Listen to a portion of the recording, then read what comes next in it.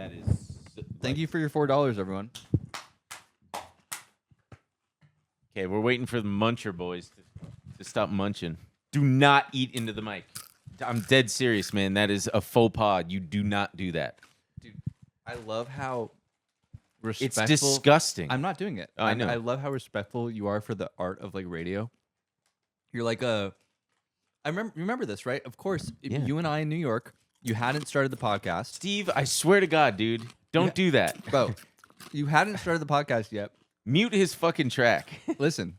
Uh-huh. And I said, "Man, you got a really good voice for radio." And you were telling me a long story. Yeah. And I went, "You should do a podcast." I was like, "You're really good." And then you started talking about Likas, right? Tom Likas. Tom Likas. And I was like, "Dude, I didn't even know it was a special interest. I just picked up and I was like, he's got like a radio thing going on." And then you knew all these like, California radio guys. And I was like, this is just awesome. I love that about you. It's something that I think if I got like 1,000 people in a room, you'd be the only guy that like listens to radio. That's like of our age. That's like, I'm into the radio. Maybe there'd be two of you. But I grew up with my dad listening to Tom Likas and Howard Stern and all this shit. Same. Like he'd drive me to school, and so there's I like that. I also, by the way, this is the be nice to the Ben. In the Patreon, we're nice to Ben. I also no, do what you want. I also there's a college radio station here in Los Angeles called. I didn't get that. What did you say? It made Dylan crack up. Go ahead. There's a college radio station here in LA called KXLU, and I used to listen to it all the time. And it's just college kids on the fucking mic. And there was this guy, and it annoys me right off the bat because their levels are so. And I went to this station and I saw how they do it. And one girl, because I filled in for some DJs, even though I didn't go to the school. And she's like, "Yeah, you want to make sure that your decibel level is like in this range so that it's a good." And I always was mindful. I had on the headphones and I was like making sure that I was speaking loud enough so that it's not so quiet that you got to crank up your radio. And some of these kids would get on there and they'd be like, "Clearly the microphone's way back here." And they're just, "Hey, it's KXLU, blah, blah, blah, blah, blah." Just trying to be cool guy. And there was this one fucking clown at like 2 p.m. "Hey, it's, so-and-so, blah, blah." And he was eating a fucking sandwich or something. Like taking bites and going, "Yeah, so we're gonna play some tracks by blah, blah, blah." And I was going insane in my car. I'm like, what the fuck? I get that it's college radio, but have some modicum of respect for your listeners. Right. And I called in when he started playing music. I wasn't that pissed. I just was like, "Hey, man, I'm listening in my car. Can you not eat on the microphone? It is so gross." And he was like, "Oh shit, yeah, I didn't even realize." And I was like, "Yeah, it's disgusting." A guy with a perfect radio voice calls in. "Hey, buddy." Hey. Do your Tom Likas. Do Tom Likas calling a guy to tell him to stop eating. "Hello, dear." That's not Tom Likas. "Thank you, dear." Do you watch? Hey, buddy, I would appreciate it if you stopped eating on Well, what's the funny, microphone. there is a Sunday program here in LA on KFI, and I called in a couple weeks ago. And I was all it was is they were having you guess what the song was. What day it is? Everybody calling me going, Saturday? Wrong. That's wrong. No, wrong. Yeah. Well, they were playing songs, but just instrumentals. And I called in and I got it right. But I was bringing a ton of energy because I was in a good mood and chipper. A couple weeks ago? Yeah. Wow. It was on like a Sunday. And it was on a Sunday. And because it's a Sunday show. And the guy goes, "Oh, and I was making references to radio because we kept on talking. We're doing bits. I was on for like 3 minutes. Nice. And the guy was like, "Who are you, man? Are you in radio?" And I was like, "No, I really wanted to be, but I do a podcast instead." And he said, "Oh, what's your podcast?" Told him. And then he ended up following me on Instagram. Nice. And his name is Andy Reesmeyer, and he's on KTLA. That's awesome. And Nice. he does radio. And he said, "We'll have to." And I DM'd him. I followed him back, and I was like, "Hey, man, thanks again for letting me give a shout out." and Get he him on said, the pod, not our pod, Man, but Ben No, and Emil. he said you guys should come. Me and Emil should go on to KFI on Sunday. Nice. Not That's us. cool. So I need to follow up with that. Not us. Go do that. No. Yeah, not us. We man. can't come on. No, there. It's so maybe I'm just no. It's just nostalgia, but probably not. It's just so sad that like that's an industry. It's so much kind of sexier. There's like a real respect for the craft, and like in an alternate reality, or like however many years, if you were born earlier, you'd be a radio guy. Instead, you got to be on YouTube. Yeah. But- with the freaking with the kid that Ryan's Toys. What, you and Ryan's Toys? But I will say, listening to radio, it's so obnoxious because you're in the middle of talking, and every 8 minutes you got to take a commercial break and just Yeah. put a pin in it, Right, and right. then that would drive me insane. You're right. Yeah. No, podcasts are What about great, public of course. radio? Public radio is boring, dude. It's where old people go to whisper. I It's like the joke that I I like make. I like NPR radio whenever I turn the car on. I listen. Lakshmi Singh. This is NPR. I think There's some good stories on there, dude. Yeah, of course. Yeah. I think But yeah. the pandemic like broke my brain with NPR. Suddenly, I just God, couldn't dude. listen to it. Oh anymore. yeah, yeah, you'll yeah. be listening to it and like, all right, I'm gonna put on NPR, and it's like, Tom is a potato farmer. He's been in potato farming for 20 years. His dad before him This was is a pretty potato good. farmer. His grandfather was a potato farmer.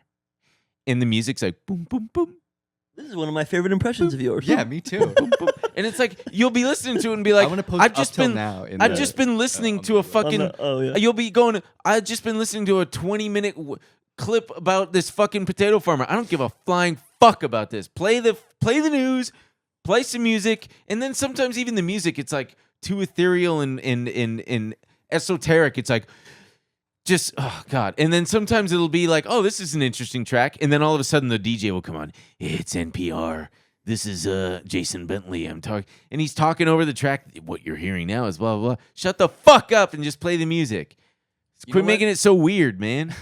NPR is weird. It's so weird. They should probably like lean into their desperation more. They should sound a little bit more scared while they're on there instead of being cool.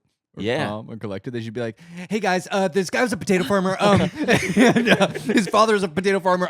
Just like He's at risk of losing it all. and so are we. Ah! Yeah. So yeah, exactly. It's cool auntie radio. It's radio for 55-year-old aunts who wear like scarves and stuff. Aunts. That's what you say. Yes, aunties.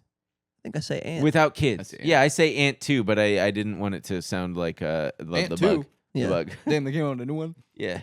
Aunt- Let me be clear. How about that when Obama goes clear? Let Yeah. me be clear. Let me be clear. The guy turns in clear. That's a good meme, all right, man. let's talk about this dog shit ass crash ass movie. Fucking goddamn. Beyond pleasure. Beyond pain. Beyond obsession. It's something we are all intimately involved in. Lies the rapture and the rage of crash. Opens with a woman rubbing her titty on an airplane. Okay. Literally opening shot. First of all, everybody, is you awesome. can't. Of course, in the true spirit of Steve, I searched for it on Apple TV. It's not available. You can only watch it on Plex, and I'm like, I don't have Plex. I'm not going to download And what this did I say? shit. And then Dylan, true Dylan form, he is found. Dylan only bootlegs things. No. So no. he's got it. Well, because Salo we had to watch. I said, here, man. It's on fedupmovies.com. Yeah, there's a website called ED. yeah, Yeah. fedupmovies.com. In like maybe 480p. But then Ben accidentally went on efucked.com and he watched some shit on there first. No, that's not true. I just clicked Dylan's link. I searched for Crash, and I watched it on there. So effed up movies is just where you can go find and watch effed up movies Effed up that are kind of. movies. And this is true to Solo's the. on there. This is an effed up movie, and yeah, it opens with this woman. Take it. There Wait. are like Let's, three. Let Steve take the Let- lead. can I- Here's the thing, guys. Yeah. In Patreon episodes, Yes. This week is Steve's pick. Got it. Right. Next week is Ben's pick. Can I Week just after- say something real fast though? Let me just. It's Okay. gonna take 2 seconds. Next week is Ben's pick. The week after that is my pick. The week after that is your pick. So start picking stuff. Go. Wait. So just wanted to say. Right. There are multiple scenes where different women are taking their titties out of their bra specifically, which I found funny. And also, when there's that very first car crash, her titty's hanging out. Yeah, Yeah. she yanks it out. Yeah, so here's this. So you're getting into the I movie. thought that'd be way more of a head scratcher. You're like, You're You're watching this movie and you're going, what the fuck is going on? You're getting into the movie, but let's set it up. So yeah, Dylan kind of introed this new Patreon format. The movie that I chose that we will be talking about today is the 1996 David Cronenberg film Crash. And why did you pick this? Starring James Spader. What's her name? Your movie, dude. Helen. It's not Helen Hunt. Holly Hunt. Holly Hunt, my bad. And I can't remember the other name. But and Elias Koteas I love is him. who's awesome. one of my favorite actors. I do fucking love him, and he fucking rocks. Casey in Jones. this movie. Yeah, Casey Jones, Teenage Mutant Ninja Turtles. And among some other people, and James Spader, of course. Did I say that already? Anyway, but it is a David Cronenberg movie. David Cronenberg's one of my favorite directors of all time. If you guys have been following us, on the regular show, you know that like The Shrouds from last year was one of my, in my like 10 favorite movies of the year or whatever. He is a director that, I don't know, I think I saw a couple of his like more mainstream movies in high school or something, probably like The Fly and like Videodrome, which I think are like two of his like, those were like two of his kind of early big hits. And they opened my brain. Like, I just hadn't seen shit like that, and they made me think about movies in different ways, I think. And this one I saw much later was introduced by a college professor. And it's just, it's one of my favorites of his, and I think it is, like, about so many big, enormous things. He's like a more cerebral David Lynch. Yes, they are similar. Yeah, and David Lynch is more like coming from like a soul idea. He's an analytical filmmaker, I Yeah. think, which I really like. But I also think I think when you listen to him talk, he can speak really intelligently and like eloquently about his movies. But I also think sometimes there are filmmakers who make like thesis-y kind of movies, and then the movie doesn't feel like it's got like that intangible quality that like he's a pervert. In a positive way. Sure. He's like a voyeur pervert, so it sort- works on both levels. But yeah, but I think so. I think like he actually maintains whatever the intangible quality is in his movies, even though they are so like analytical and theoretical, and you can break them down in that way. I think his movies still have sort of a mystery to them, Right. that is what makes movies What exciting. I said was, right? I assumed you were saying something else. My bad. No, but I get what you're saying. Yeah. But well, he's a sex positive Canadian man. And anyway, so I love this movie, and I chose it basically because I love it, and I love David Cronenberg, but also I thought I knew it would maybe scandalize Ben, but I thought potentially he might be like The balloon's gonna pop. kind any of minute. interesting, kind of find it interesting or like exciting to watch. Uh-huh. Because I don't think Cronenberg makes boring movies, in my opinion. I think his movies are pretty exciting, but even the more kind of heavy ones like this one. To Anyway, be honest, I found this one a little boring. Yeah, it was fucking boring. okay, so yeah, we'll get And into that. I wasn't scandalized, and we will get into it. But I also think that this one wasn't very sex positive. I think this one had a lot of shame in Oh, it, I think and Did it pop? it popped, but quietly, and he's looking around for it. Yeah. The dog's playing with the Dog's balloon. playing with the balloon. Anyway, go ahead. Yeah, but so So weird that the woman is a pilot too. I'm His getting wife. My pilot's license. what's her name? Barbara Unger, maybe, or something I is think her name. that's right. I should have my phone, but and this is her first movie. I think Cronenberg kind of like found her, or like her first big movie. It's about a and- bunch of perverts who were into cars and car accidents. Right. It's based off a J.G. Ballard book, British author. And yeah, it's about a bunch of people who are interested, like have a fetish and a kink for cars and fucking in cars and car accidents and the eroticism of that. And like any David Cronenberg movie, and I think this is really an easy way that anybody could say this, but I think the movie gets into this in deeper ways. But all his movies are, and this is a very punny way to say it, a collision of sex, violence, and technology, and like that's what kind of every single one of his movies is about. I wish there was more technology in this one. Right, but maybe we'll talk about that a little bit. But I think so, and so anyway. We can get into more of the headier shit later or whatever. But I just want to hear from both of you first. Ben kind of has already given us his Dude, I've seen the feature. He's opinion the a host little of this bit. show But in general. Go ahead. what did you think of the movie? I thought it was okay. At first, I was like, all right, it's going to be a 90s sex thriller of sorts. Yeah. Because she's rubbing her titty on the airplane, and then she's having sex with the guy. Then we quickly learn that it's her and James Spader are married, and they've got a weird open relationship kind of deal. And Right. I'm like, oh, all right. And judging off of the cover for the movie, there's a body in a car accident, and I was like, oh, there's going to be some big scandalous car accident that occurs that's going to ruin everybody's lives. Such a recurring theme. Your own expectations. You're like, Yes. it's not what I thought it was. Well, Yeah. no, that's Well, not my complaint. Okay. Yeah. Okay. Yeah, I don't have a complaint really, but I just was kind of like trying to figure it out. I'm like, okay, what the fuck is going on? And then when it starts to slowly be revealed that these are like everybody's fucking each other, they're all in this weird like small cult. I thought it was interesting, and it is an interesting original concept, which I definitely applaud. No, it's good. And the sex scenes were good, and Yeah, they were pretty good. I mean, I just kind of like, I'm not rooting for anybody here. James Spader was just kind of he's kind of getting roped in, but it's not believable. He just kind of fell flat for me.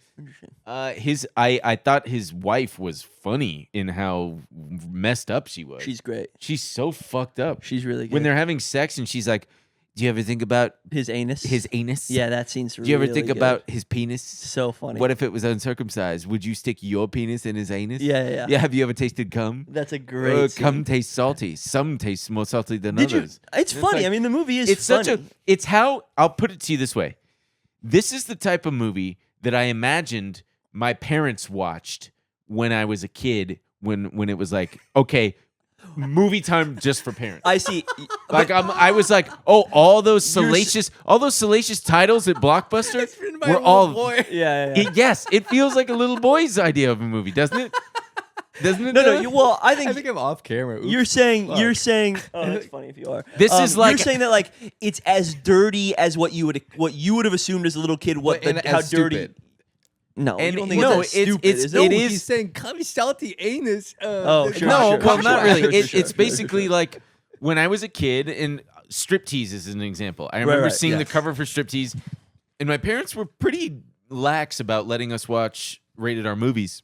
But there were some where They'd be even like, they were like, You can't watch they this. closed the doors to the family room, and it was just their movie time. And so we you would were like, go- my parents are watching porn right now. we would go play video games. Well, it was just, I was assuming that it's like, oh, this must be like rated R. This must be like explicit. Well, this stuff. movie NC-17. Oh, it is. Yeah. Well, so this is the type of movie where like, yeah, I'm hearkening back to that. And I'm going, oh, this was the type of shit my parents were watching when they were picking up something for themselves right. at Blockbuster. NC-17 is a good marketing tool. I thought about doing that. I was like, I want to make a movie and just be like, I need it to be NC-17. NC-17. Yeah, that yeah, it's totally. Like this thing. Which is funny because it's like, oh, so fucking 17-year-olds can still get in. Right. It's so Right, weird. right. Yeah. It should be NC-18. Why are they cutting off at 17? That's a funny. Well, because Sure. you know, well, I don't know. Obviously, rated R. You can go with your parents, but you can't go with a parent to NC-17. Yeah. Like you're just not allowed to be in. No, the you have to. theater. You do have to be 18. That's what I've Yeah. just. Well, I everything's don't know fine. why. why to Everything's me fine. explaining. What does NC stand for? That's what I was wondering. Not. I don't know. Not shootable for not shootable. not Is shootable that- for shootable. children. No children. 17. No children. No children. 17. Is that literally? Did you look it up, or are we just kind of going Hold with on, it? I just was going with that. I mean, I'll go with it. We I'm gonna actually can guess. totally be ignorant. to it. Do Google. Hey Google. I am. Hey Siri. Go ahead. Keep That talking. was a good question. Okay. So that's sort of what you generally thought of it, right? But I'm curious, as you're watching the movie, what do you feel like the movie No children. Yeah. is? No children ages 17. Okay, cool. Good job. What do you feel like the movie is like saying or like communicating to you? That's what I feel like people have said like, oh, you know, for the Patreon thing, people have said like, teach Ben how to watch movies. or This is whatever. awesome. I'm not going to necessarily teach him, but I do want to like, I do want to get into the mind of Ben here Sure. and be like, As you're watching this, is it just brain off? You're going, huh? What the hell is going on? Of course not. Or That's like, not how I'm not. no, I know you're Yeah. not. I know, but like, or are you asking why is this happening? Why is that happening? What could this mean? Like, and are you coming away with some kind of message or meaning by the end of it? It's And if so, first of all, what is I it? found it very. I was like, "What city are they in? This fucking highway is." Toronto. Yeah, but I later would learn that yes, because of the license plates. Yeah. But those highways are massive. Crazy. Yeah.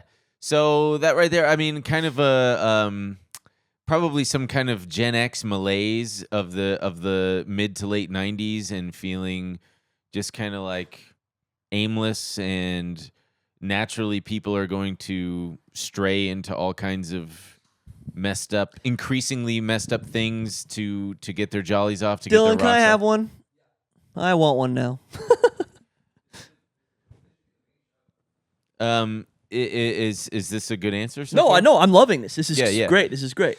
And our inability is, we're so numbed out by just life that naturally there are going to be some people who have to have ever increasing stakes just to feel in this case sexual or in the case of the original two people, the husband and wife, it's funny because at first you're like, damn, these people are fucking other people. But then they are utterly milquetoast by comparison with these car crash sickos, who are like definite, full blown, like you people need psychiatric intervention kind of shit. Sure. And yeah, their general inability to just none of these people are happy. Right. I don't know. Except for some few brief moments. Yeah, where they're like, oh my god, this car is This is leather. revelatory, bro. This is a really thoughtful answer because sometimes Ben makes his opinions almost like sound bites or something. Yeah. Or like People misunderestimate me. Nice. Oops. Was that for real? Yes.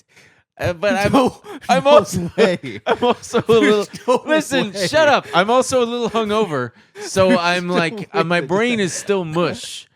My brain is still mush. Holy shit! But you just proved my point. Yeah, it was you're awesome. like you're like a genius, but then you say shit like that, dude. That's awesome. No, People it's misunderestimate me. It's funny. I know it's underestimated. Okay, or okay. misunderstood. Where do you think this was made? China, Taiwan. dude. Korea, America, Canada. Indonesia. Okay, I gotta just tell you right now. I said that because it was supposed to be like a trick question where I'm like, oh yeah, China, blah blah blah. This shit is made in Chima. Chima. No way. Let me see.